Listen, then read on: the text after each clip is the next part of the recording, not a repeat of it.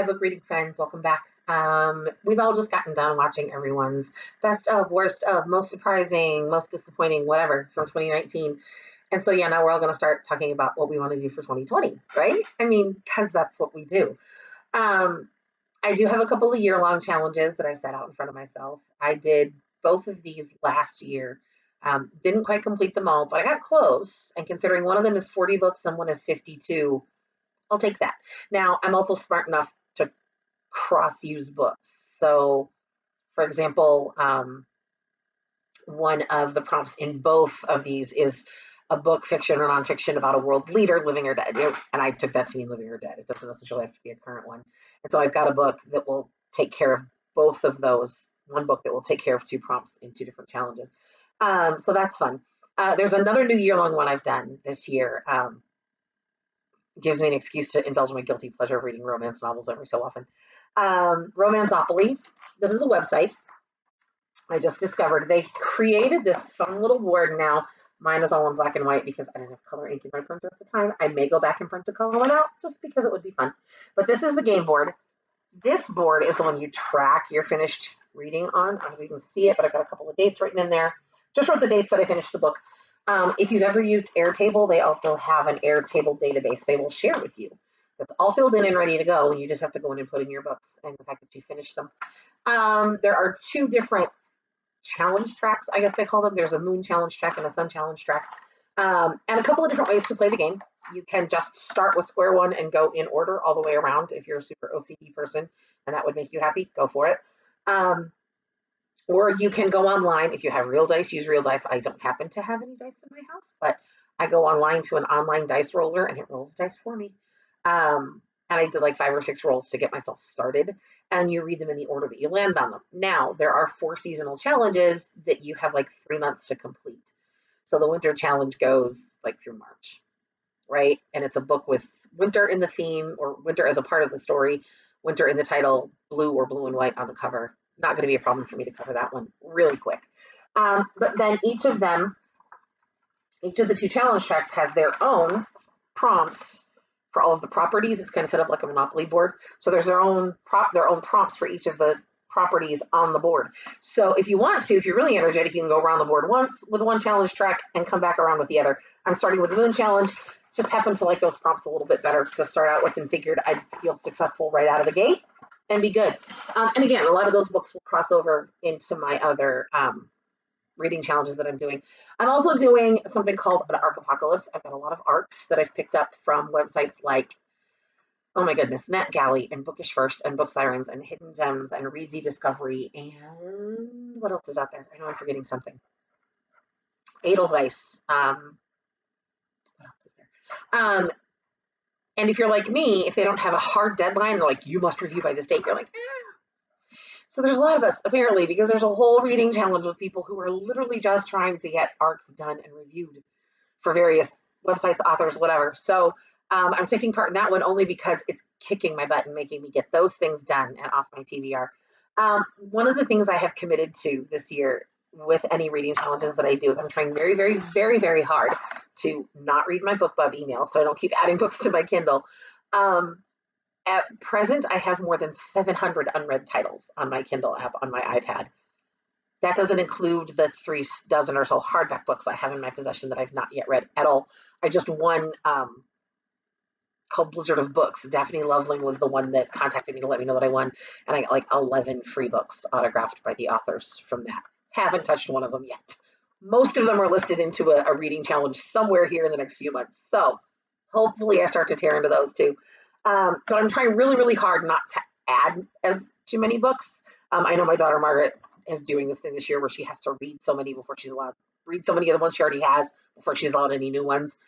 I'm trying to not add to my TBR or to my list of books or my ownership of books until I've purged some off of my list and have read some of them that I already have, some of which I've had shamefully for quite some time. But I am still doing some monthly challenges. The really nice thing is I can frequently find books on my year-long challenge list that will fit in the monthly challenge, and such is the case with this very first one I picked for myself, which is called the Bookquest. This starts in 2 days. It starts on the 5th and goes through the 25th of January.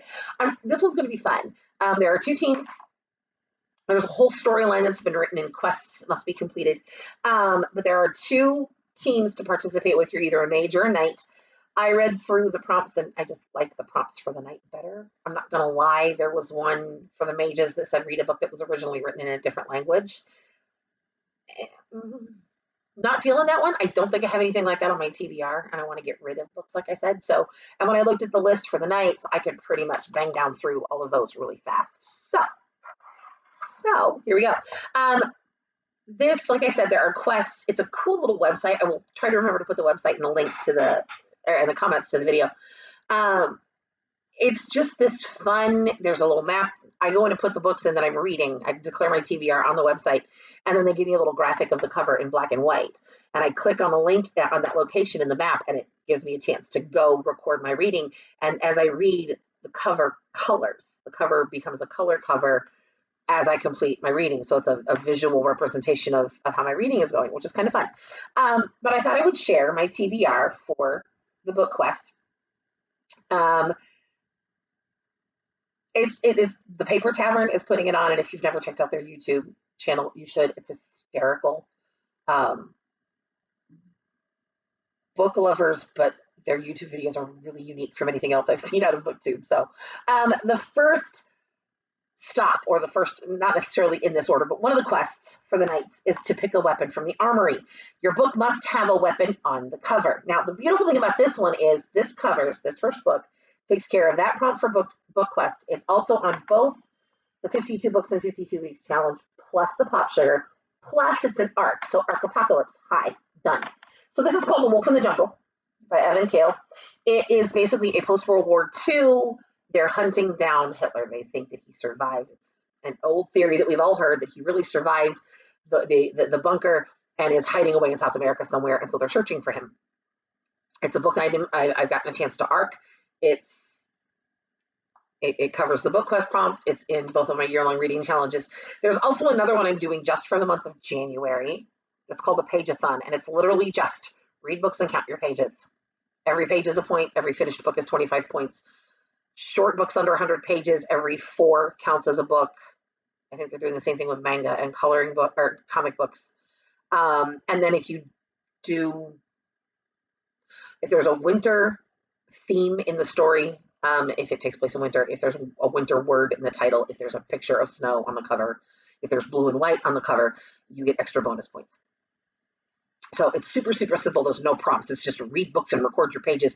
You record the books as you read them, but there's no prompts to fulfill. There's no read a book written by an author who is from Bolivia, whatever.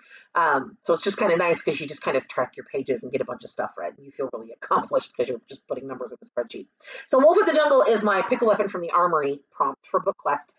The next one says Meet the King. This one needs to have royalty. This has been on my TBR for so long. It comes highly recommended by a couple of friends. The title is Four Dead Queens. It's by Astrid Schulte. When you read the synopsis, it says 4 dead queens, 3 days to find a killer, and 2 romances, I think. These 4 queens ruled the same land together, and they've all been killed. So it's on the 2 main characters to try to find the killer, because I think, if I understood the synopsis right, they're falling under suspicion. And of course, they're going to spend so much time together, they're going to start to feel attracted to one another, because it's fiction, right? We love it. Get Fitted for Armor. This is the only one that I'm reading that's in hard copy. You're supposed to read a hardback book. Now, I know I said I have 700 books on my Kindle TBR to read. I do. I also am trying to get through all of Patricia Cornwell's Kay Scarpetta novels. I started them for a while, was doing pretty good keeping up with them, and then I moved to other books and stopped reading her for a bit, and I sort of lost the flow of the individual stories. The individual mysteries work on their own, except for the occasions when occasionally a killer comes back. But for me, I enjoy the stories a lot more if I remember what's going on in Kay's life, because it's the same recurring character over and over and over again. So I've restarted and I'm trying to get back through this series and get caught up, because she's constantly putting out new stuff. I'm doing that with her, John Sanford, Janet Ivanovich. I'm all caught up on her Stephanie Plum series. I'm working on her Fox and O'Hare series as well. There was one other one.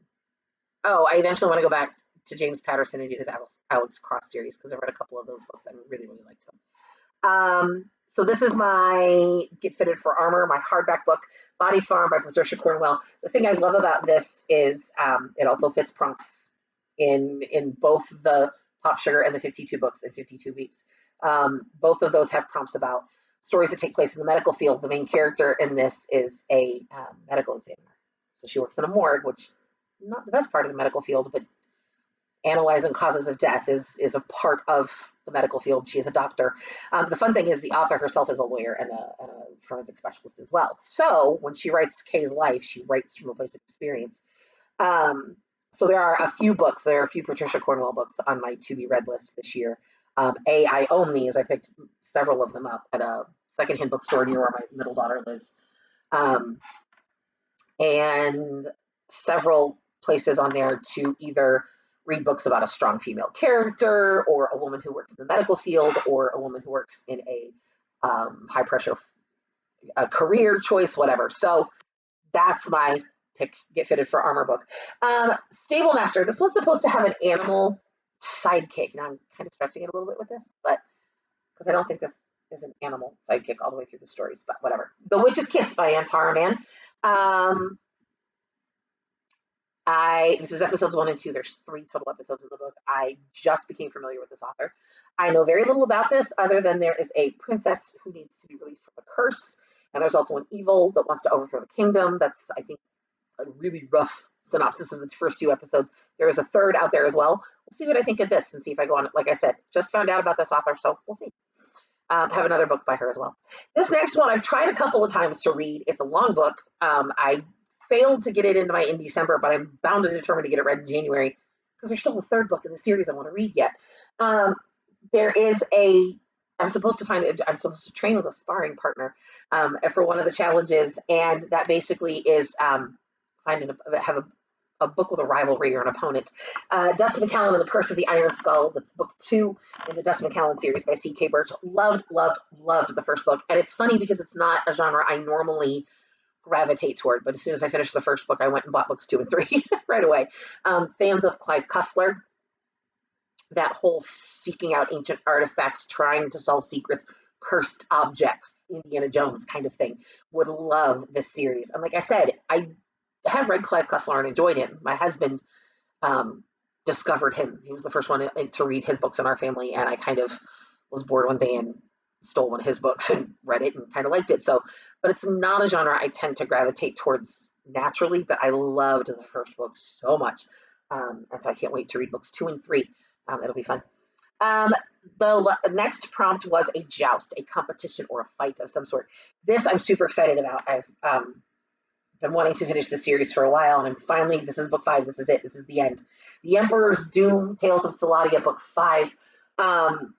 Book 1 starts with 3 individuals who've been prophesied about. They're supposed to bring 3 seals, cylindrical seals that you can roll out a message with, to the capital city and put the rightful emperor on the throne.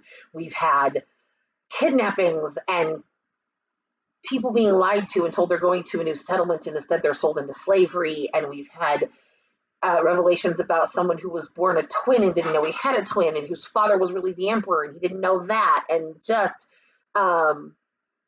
adventure and intrigue and high fantasy and very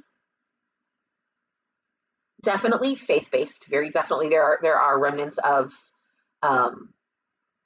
there are things that will resonate with those who've read scripture in there. But these 3 have been prophesied. They've been present in all the books.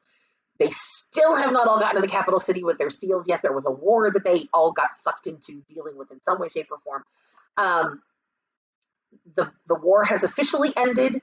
There is going to be an attempt to put a new emperor on the throne, get rid of one who killed his brother to take the throne, and put one of his children on the throne, but is it the right person? And so that's how this is all going to get resolved. So there's still some conflict and tension to be dealt with. The last book in the Bookquest reading challenge is the group book, and I really hope this one delivers. I have never read a synopsis and been, oh, please be as good as I think you're going to be. This is by Kirsten White. It's called The Guinevere Deception. It's the first of a trilogy. Camelot Rising, I believe, is the name of the trilogy. It's the first of a trilogy. And other titles I saw by the same author have me very intrigued. I'm just going to leave it at that. In this particular retelling of Camelot. Most of us know pieces, at least, of the Arthurian legend. Excalibur, the Sword in the Stone. If nothing else, as a kid, you probably saw Disney's Sword in the Stone. But we know about Merlin and pulling the sword out of the stone and the rightful king and the Knights of the Round Table, and we know all of this. In this particular version of the story, Arthur's still young, and he's established Camelot. We're ready to go. There are magical powers that would do almost anything to unseat Arthur. Within the kingdom, there is the old guard, the older citizens that are like, we really like the way things have always been, so don't rock the boat. Newer citizens who've been attracted to Camelot because of Arthur are like, we'd love to try some new things. We this is supposed to be a better life and a more hopeful life. And the older people are going, don't change anything, please. Merlin realizes he needs to do something to get Arthur kind of grounded. So he introduces him to this woman named Guinevere. Sneak plot twist. Guinevere is a changeling, and Guinevere is not her real name. Do you see now why I say I look at this book and I look at the synopsis and goes, please tell me this book's going to be as good as I think it is. A changeling Guinevere, who's not really Guinevere, who's magical and is supposed to help keep the kingdom securely in Arthur's grasp. Are you kidding me? How could this not be fabulous? So, it's the first of a trilogy. It's the group book that everybody doing Bookquest is supposed to be reading. So I'm super excited about this one.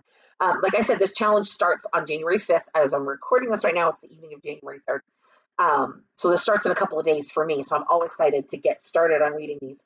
And like I said, it's super cute because on the website, and I'll try to remember to put the link to the website, you enter the books you're going to be reading, and they put the cover in black and white. And then as you make reading progress, you go in there and log your progress. And I think from the bottom up, if I looked at the graphic the right way, it starts to color the cover of your book from the bottom up. So it's kind of fun in that it's a very graphic representation of your progress through the reading challenge. The other thing I'm doing this month, and I'll do another TBR for this one later on, I'm doing another challenge that starts on the 15th and runs through the 15th of February.